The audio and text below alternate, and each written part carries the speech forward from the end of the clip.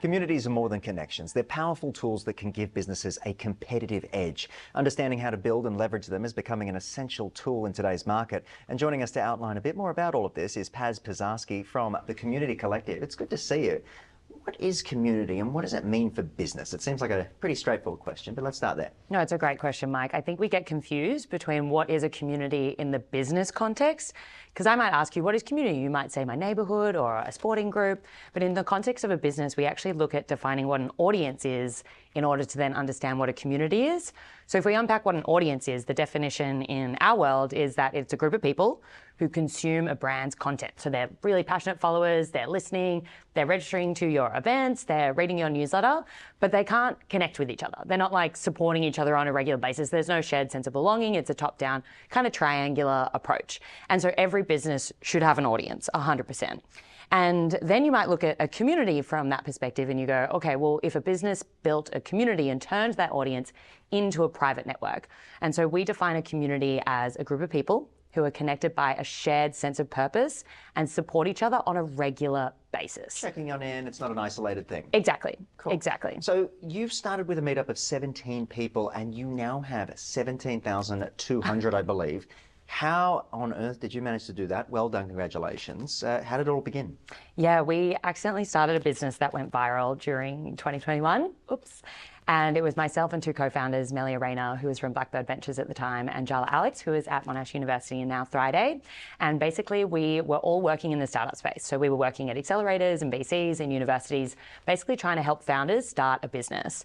Throw in a pandemic, it was a pretty challenging time to run a company or a news studio, I'm sure. And so we had a lot of people in these groups who needed a lot of support. But just like frontline workers and nurses at hospitals, they had an increased demand. Yeah. So people like us who are supporting businesses had this huge increased demand and this element where we had a lot more people to serve, but we were also struggling. So we thought, okay, well, where's our support to be a member of a community instead of a community manager? Yeah. Exactly. Train the trainer, the teachers need teaching.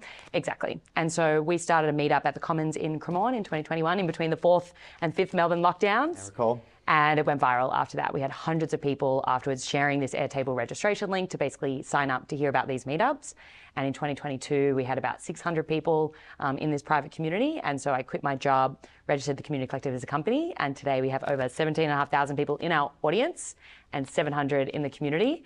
And today we've trained companies such as Google, Canva, MYOB, Airtree, Founders Factory Africa, Urban Surf, about how to build a community to basically increase customer retention and just actually impact the lives of customers on a more deeper level. 100%, and I'm getting that vibe from you. There is an earnest nature to what you're bringing to the table. I understand you've got some impressive speakers as well coming up. Take us through a little bit about that. Yeah, so the way in which we do serve businesses is through one-on-one coaching, and then we also run an 8-week training program called the Community Cohort.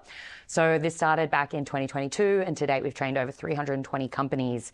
And the speakers that we've landed, because we want to basically bring in people who are 10, 20, 40, 50 years ahead of where our members are now to basically help them. It's like mentoring, right? You want to learn from people who are above you, at the same stage as you, and then also mentor people who are coming up as well. If you're clever, you do that. Exactly, exactly. And so that's the model that in which the cohort's based on. But we just landed speakers. Literally yesterday, we interviewed the head of community at Slack, nice. The community manager at Zapier, and as well at Calendly. And we've landed the founding member of Burning Man Project, the giant. You know Burning Man in America? Yeah. So have you been?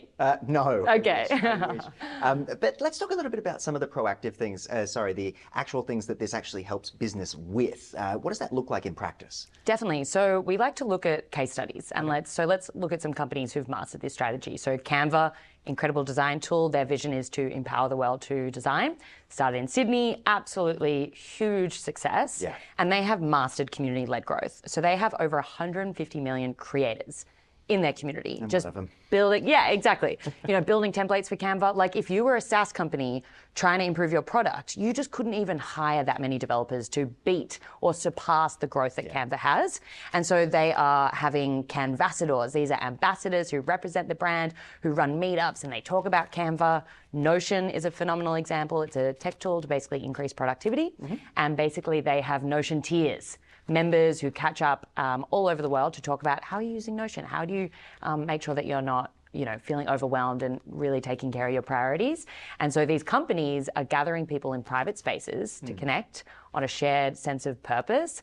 And as a result, Canva and Notion have increased referrals, obviously sales, people buy on their plan, and also retention, because you want to stay a part of that because it actually means something. I think that's such a good point you've made there. And the word passion comes to mind, that these ambassadors and whatnot are actually passionate about the groups that they're working with, and they bring that energy, that earnest energy.